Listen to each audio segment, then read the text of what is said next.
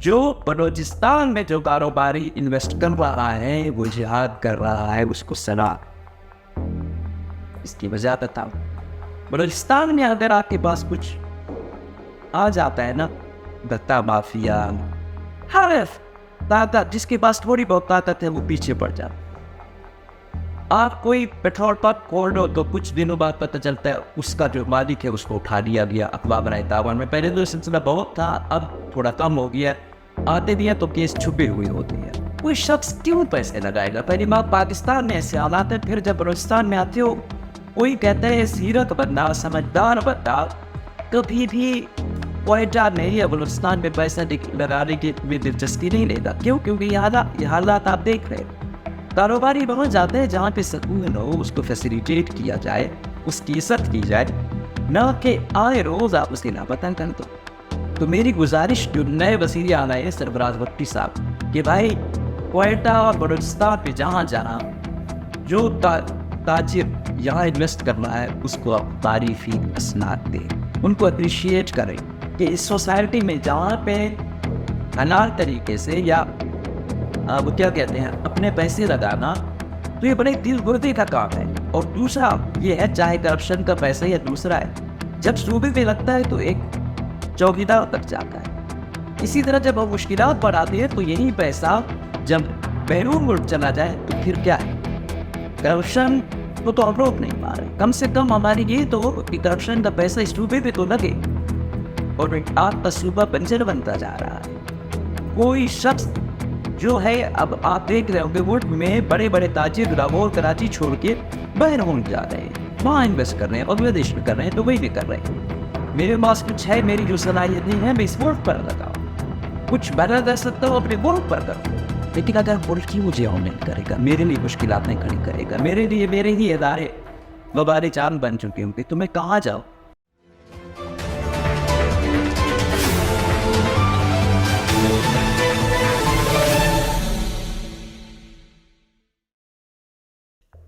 جلیل آسان نہیں گھر آباد کرنا محبت کا، جلیل آسان نہیں آباد کرنا گھر محبت کا، یہ ان کا کام ہے جو زندگی برباد کرتے ہیں۔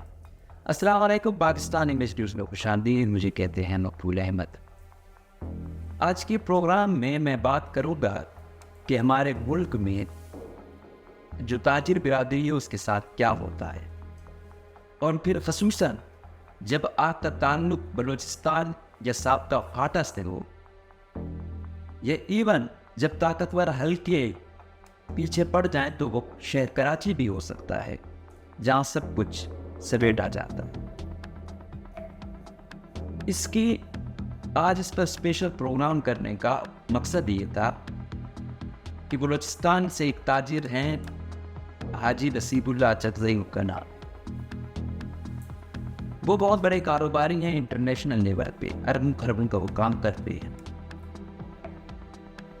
تو مختلف لوگ، کیونکہ وہ ایک شریف آدمی ہے، قابل ٹرسٹ بندے ہیں، کوئی مطلب جس طرح بلوچستان میں آپ کو ایسا بھی دکھتا ہے کئی کاروباریوں کے پیچھے جو ہے نا منشیات کا یا دوسرے تنوع کا پیسہ ہے، تو اس میں آپ یہ کہہ سکتے ہو کہ سرکاری افسران شاید کچھ کرپشن یا کسی سیاستدان کی ہو تو آ سکتی ہے، لیکن اس پر یہ ایلیگیشن نہیں ہے کہ یہ اسمگلنگ یا 2 نمبری یا منشیات کا یا کسی کو قتل کروانے کا وہ الزام اس پر نہیں ہے، اور اس کا جو ہے نا اس کو باقاعدہ صلاح بھی کیا کہ بھائی باقاعدہ زیادہ ٹیکس دینے والوں میں یہ تاجر صاحب شامل ہیں۔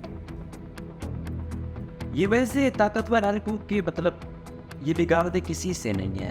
کوئی سال ڈیڑھ قبل ان کا ادھر کوئٹہ میں گاڑی کو شوروم تھا، اس پر فائرنگ ہوئی، تو دوسری پارٹی تھی ان کے ساتھ کافی دنگا فساد کرنے کی بھی کوشش کی، وہ کہ یہ پاورفل پوزیشن میں تھے، لیکن انہوں نے یہ کہا کہ بھائی میں نہیں چاہتا کہ یہ جو جنگ ہے ہماری آگے چلے، کیونکہ ایک تاجر کی ہمیشہ یہی سوچ ہوتی ہے، وہ ہر چیز سے بادتر ہو کر وہ مفاد دیکھتا ہے، وہ یہی کہتا ہے کہ مجھے ایک ایسی فضا دی جائے جہاں پر ایشو نہ ہو، جہاں پر جنگ و جدل نہ ہو، جہاں پر میرا کاروبار سموتھ چلے۔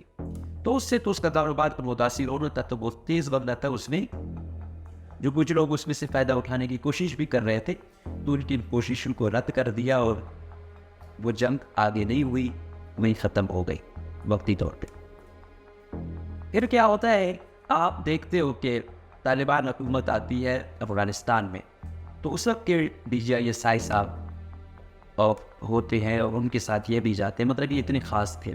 اور ان کا افغانستان میں بھی مطلب کافی کاروباری ہے، تو کافی اثر و رسوخ ہے وہاں کے لوگوں کے ساتھ تجارت، پھر وہاں کے لوگوں کے ساتھ بھی شیئرنگ، پھر مطلب میں کیا نکالی کہ انٹرنیشنل لیول پہ ان کا کاروبار ہے.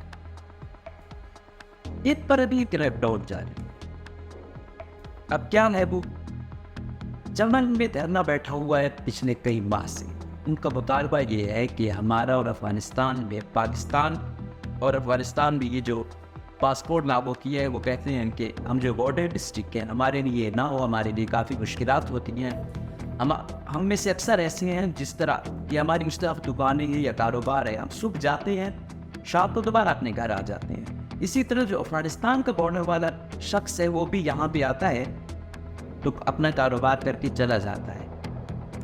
ادھر جو ان کا مطلب آئیڈینٹی کا وہ ہوتا ہے اس کو تذکرہ کہتے ہیں، جس کو ہم پاکستان میں شناختی کارڈ کہتے ہیں. جو ہمارا پاکستان والا جاتا ہے اس سائڈ پہ وہ اپنا شناختی کارڈ دکھاتا ہے پاکستان والا، اور اس والا جب یہاں آتا ہے اپنا تذکرہ دکھاتا ہے، تو یہی چلتا آ رہا تھا. لیکن نگران حکومت میں اور موجودہ اسٹیبلشمنٹ نے کہا کہ ہر صورت ہم اس کو لاگو کریں گے. دھرنے پر لوگ بیٹھے ہوئے ہیں، ہم پر کافی مطلب دفعہ ایسا بھی ہوا، حالات سنگین بھی ہوئے، لیکن اس کے باوجود وہ وہاں سے نہیں اٹھ رہے ہیں.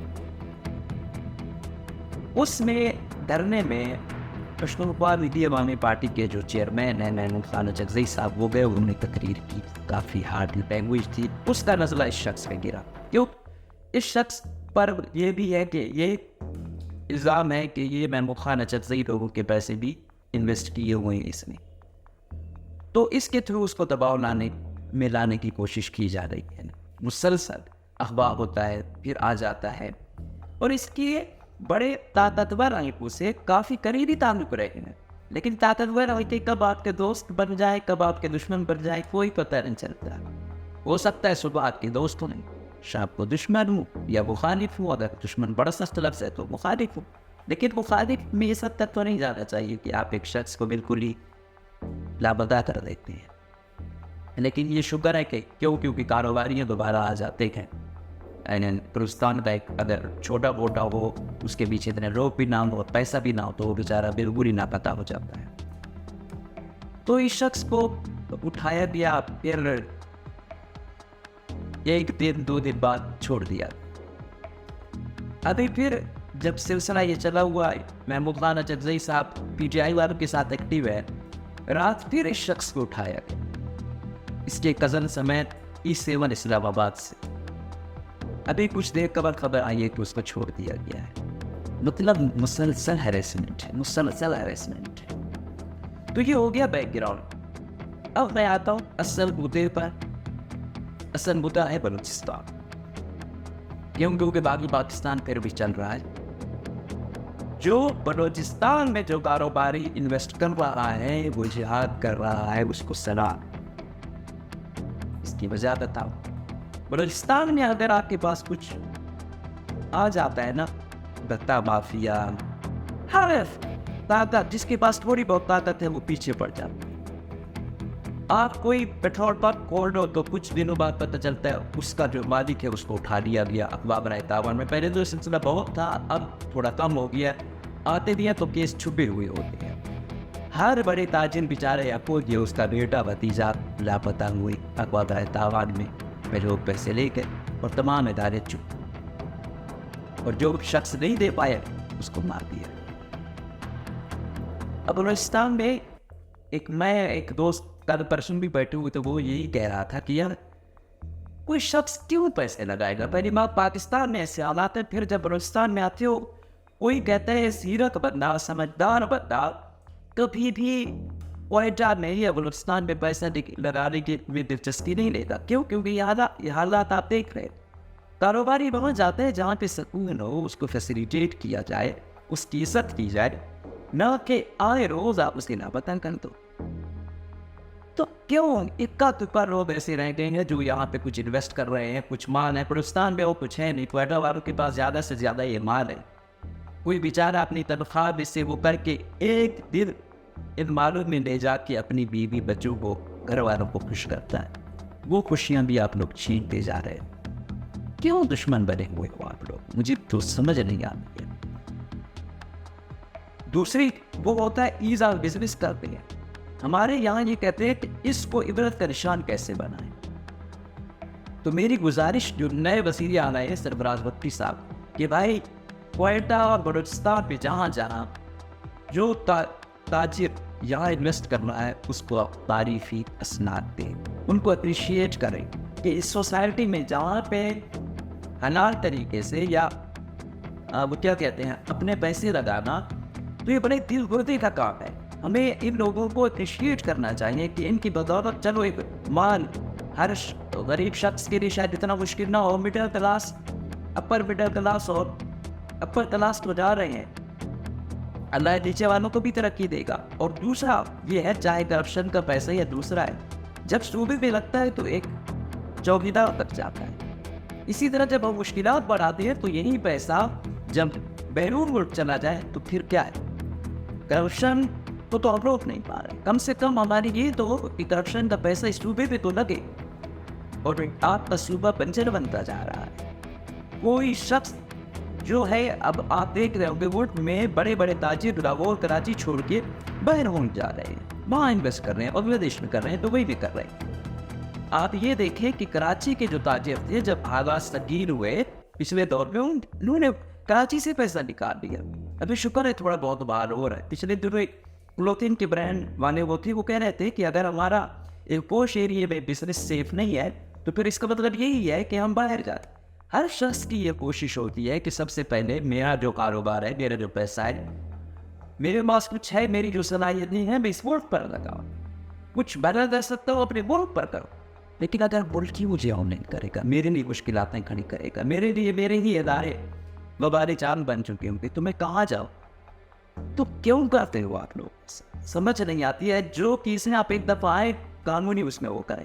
اس کے پاس اگر پیسے وزیر محمود خان کے دیں گے, اس کے پاس کئی میں ایسی لوگ جانتا ہوں جو ریٹائر ہوئے اور میں اپنی پینشن کے پیسے اس کو دیے ہوئے ہیں کہ یار آپ کا وہ ہے, وہ دیتے رہو ہمیں منتری تاکہ ہمارا کچھ کام چلتا رہے. تو اس کے پاس لاتعداد لوگ ہوتے ہیں.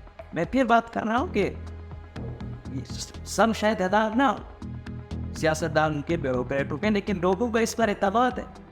اور ایسے لوگ کسی سوسائٹی میں جو ہے نا پراؤڈ ہوتے ہیں کہ بندہ شریف ہے, اس پر کوئی الزام نہیں ہے کہ دو نمبری کرتا ہو, کسی کا حق مارتا ہو, کسی کو اغوا پر تاوان نے ملوث رہا ہو, ٹیکس کے فراڈ کیے ہو, ابھی تک نہیں سنا. جب بغیرتا شوقین نہیں ہے, اپنی پاور کو دکھانے کا شوقین نہیں ہے, تو ایسے شریف لوگوں کی ہمیں قدر کرنی چاہیے جو حقیقی بزنس مین ہیں. اور اگر ہم ان کو تنگ کریں گے تو یہ اس دن بھی کہہ رہا تھا کہ یہ ہوا ہے تو میرے لیے تو مسئلہ نہیں ہے, میں اپنا شو روم یہاں سے دبئی لے جا سکتا ہوں, لندن جاپان ہر جگہ میرا چل جائے گا. لیکن میری یہ خواہش ہے کہ یہاں کہوں, یہاں کے لوگوں کے لیے کچھ ہو, کچھ پتہ چلے کہ یار یہ دارالحکومت ہے, کچھ پتہ چلے یار پاکستان میں بھی اچھے شو روم ہیں, اچھے اور کاروبار. تو مہربانی کر کے وزیر اعلیٰ, وزیر اعظم, آرمی چیف صاحب کہ اپنے لوگوں کو جو ہے نا عزت دیں, مان دیں.